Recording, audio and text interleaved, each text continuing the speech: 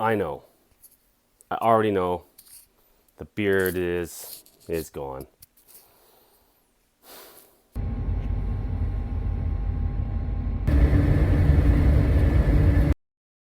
But let's get down to business. Let's get down to business.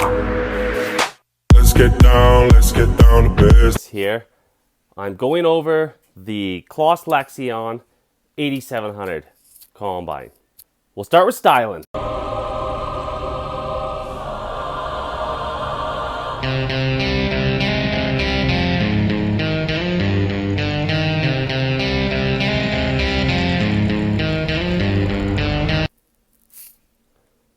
It's pretty nice. Nah, just kidding around here. If you're not familiar with Claas, it's a German company. Started in 1913. And they're essentially to Germany, in Europe, a lot of Europe, they are basically the John Deere of Europe. They're a big brand. And you see a lot of, you see these iconic brands coming out of Germany. And Germany's known for, in mechanical engineering, they're well known for putting out fantastic premium products, such as BMW, Mercedes-Benz, Porsche, Mr. Bean, Audi. So they are known to be perfectionists, essentially, and even their culture demands this perfectionism, where it's very much work, no play kind of deal, which kind of explains part of their history as well. Claas came out with Lexion. They basically redesigned it a couple years ago, and in North America you typically saw it like a yellow combine that they put out, and now they've gone more towards the European colors, minus the reel, which I think an orange reel looks pretty awesome, but minus the reel. And what they did was they brought this combine over to the US and and North America, and they've been really pushing it. So today I'm just going to go over the styling of the Lexion. Now it does have this European feel to it. It has, you kind of see the combines, typical North American combines, like, the John Deere and the Case and that, and you're very much used to this combine that, I always think like the John Deere always looks like it's an armless guy holding a shoulder shrug. It just has like this overarching top heavy power and bulldog kind of deal. Hello.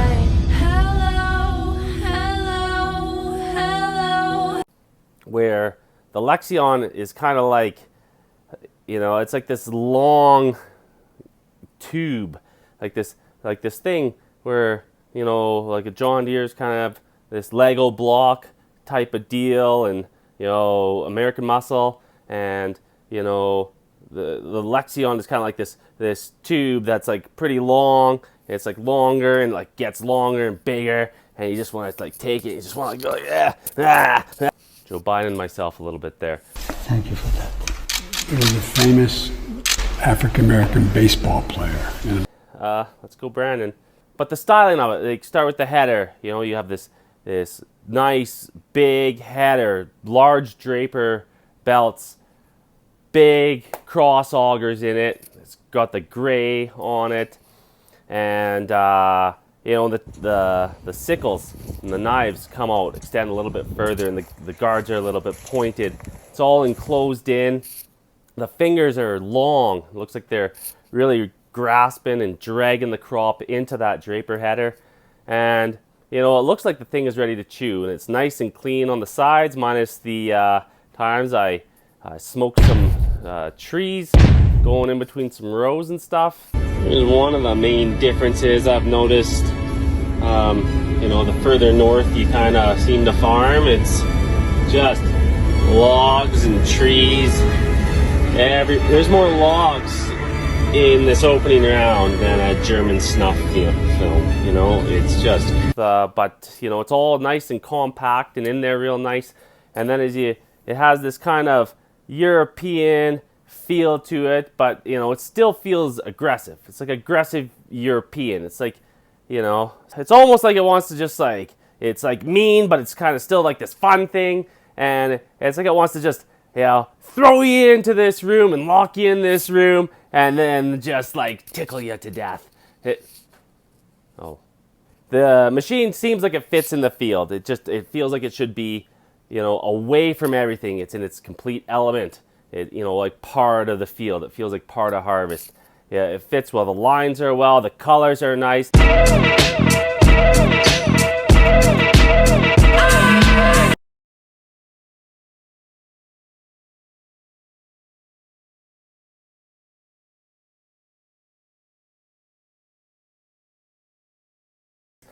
The colors are like it's almost like they've kind of made it like this white and light green, these colors. It's like a formal work kind of thing, like a guy that, combines in a suit, or a person that wears Carhartts when they play piano. It's got that kind of ambiance to it for the most part. It feels like it's well put together, and everything is snug. Everything's where it should be. It's all hidden up properly by your safety covers, your shields and everything. But the shields, they're not just plain flat shields, plastic.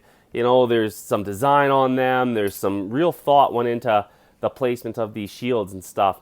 And underneath, you open up and you can see the story of the combine underneath. You can see exactly what's happening where. It's not overwhelmed with pulleys and belts and chains, but everything is exactly where it should be to do the best job necessary. And it just feels good. It feels like anybody can operate this machine. That's kind of gives you this feel. Like it's not overly complicated. They've kind of felt like they've simplified this and they've made it nice and compact in a nice clean package. And anybody can drive this, even a woman.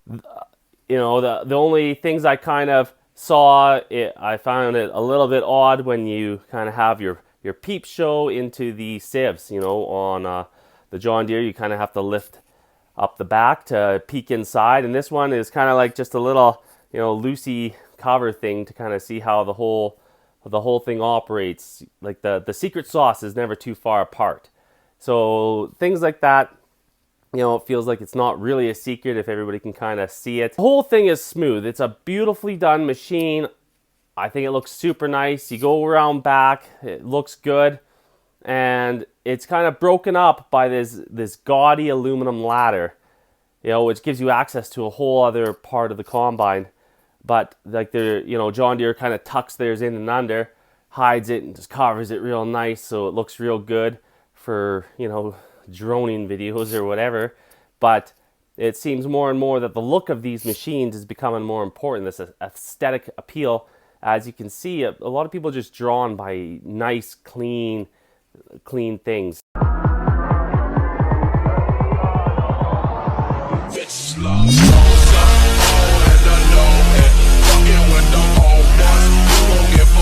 Go up onto the top, and the air filters right there, easily accessible. The fuel and the defs are by your feet, so there's a couple stubs there where you just plug in and let those fill up there. It doesn't get in your way. You're not going to trip. Everything's tucked in nice. Everything kind of folds open. Your rad is right on top, laying horizontal, which I always thought was a very nifty idea. But, the downfall of that is, I always wondered why not everybody did that, why John Deere puts their rad vertically. But you lose a lot of room up there having the rad like that. So I could see that as being the problem. And it's not perfect. If the wind's blowing the right way, you're just gonna get her all over top anyway. And it does have a cleaning mechanism and a reversing mechanism.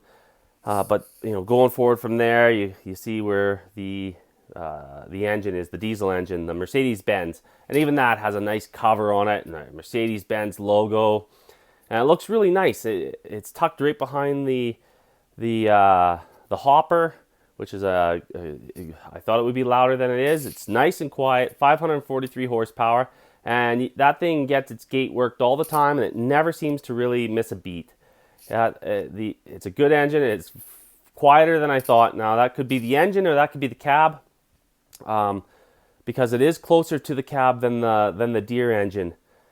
So there's something there, but all in all, the machine, it's a beauty. The couple of things that that kind of throw a guy a bit is, although the tracks are functional, the Terra track, and they do exactly what they're supposed to do, and they're nice and wide and long, and they pivot really well, and it doesn't come up like a triangle, so you don't need as big of a track, and everything's more compact. But it almost feels like it's a funny car, where or like those trucks in the early 90s and 80s and stuff, where the front wheels were small and the rear wheels are bigger. It kind of has that feel to it. But even then, it allows access into a bunch of stuff. If you had the triangle track, you wouldn't be able to access, your APS system there. For aesthetics, it doesn't really look all that great that way, but what do? They make the wheels bigger on them on both sides, and then then that's about all you can do, is just make them a little bit bigger. But then you of course you lose a little more access to your SynFlow system.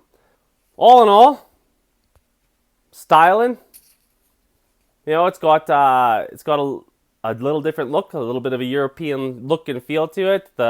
From the lights to the engine compartments, the header and everything. But I think it's a damn fine looking machine. It took some getting used to, actually, the look of it.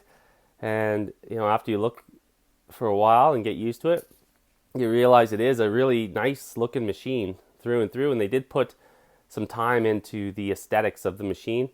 So I'll give it a 7 out of 10 for looks, and I think that's pretty good. I think that's high. That's a high number. It's very difficult to hide 17,000 parts, and that's essentially what combines have: 17,000 more parts, and more all the time, because they're adding more electronics. So it's probably even far higher than that. So hiding all of those mechanisms and parts is a job well done, and I like it. If you want to show any support, it's like follow or whatever it is. I have some swag, some goods. I can't monetize anything because I've had so many videos taken down and I've been banned so many times. I can't monetize. So if you want more, every little thing helps, allows me to try to make some more time to do these kinds of things. And thanks everybody so far for helping out. And I'm going to break down deep into the Lexion, as well as there is a link to an article where I wrote it down. I wrote an article down that kind of goes into it at a little more depth as well. So, okay.